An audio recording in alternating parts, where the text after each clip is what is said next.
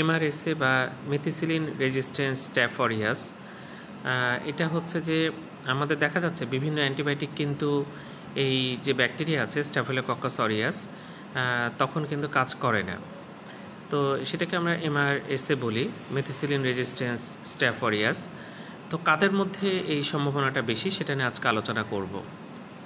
তো প্রথমত যেটা বলা হয়, যদি হসপিটালাইজড পেশেন্ট তাদের মধ্যে কিন্তু এটা বেশি দেখা যায়, যারা হসপিটালে দীর্ঘদিন থাকে। এছাড়া দেখা যায় ডায়ালাইসিস যাদের হয় তাদের মধ্যে এটা দেখা যায় বেশি। সার্জারির পরে দেখা যায়, এটা খেয়াল করতে হবে, সার্জারির পরে দেখা যায়। অনেক সময় লং টার্ম কেয়ারের প্রয়োজন হয়, সেখানে রাখলে কিন্তু এটা হওয়ার চান্স থাকে লং টার্ম কেয়ারে। এছাড়া দেখা যায় যদি ডায়ালাইসিসের কথা বললাম, সার্জারির কথা বললাম, যদি হসপিটালে দীর্ঘদিন অবস্থান করে তার ফলেও কিন্তু এটা দেখা যেতে পারে। তো যাই হোক, এটার জন্য কিন্তু নির্দিষ্ট অ্যান্টিবায়োটিক আছে এবং সেই অ্যান্টিবায়োটিকই কাজ করবে। সব অ্যান্টিবায়োটিক কিন্তু এখানে কাজ করবে না এবং এটা কিন্তু অনেক সময় জীবনের জন্য খুব হুমকিদায়ক হয়ে উঠতে পারে। তা আমাদের সবাইকে কিন্তু এটার বিষয়ে জানা উচিত। ধন্যবাদ সবাইকে।